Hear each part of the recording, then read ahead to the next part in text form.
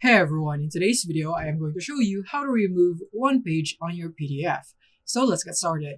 So now here we are in ilovepdf.com, and from here to remove one page is that we would need to convert our PDF into Word file. So click here on PDF to Word once you are in ilovepdf. And from here just simply upload your PDF file, for example here, right here. So I'm just going to drag mine into this site and click on Convert to Word. And PDF is now converting to Word. And once it's done, click on Download Word and just simply open the Word file that you have downloaded. And as you can see, your PDF is now converted into Word, and click on Enable Editing.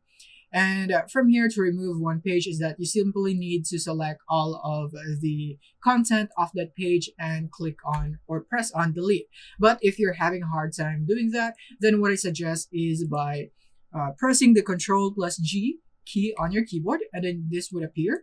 And from here, you simply would want to go for /.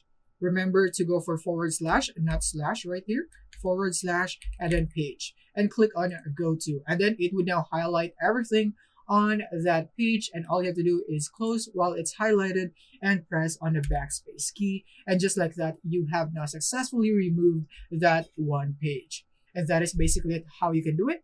Thank you for watching.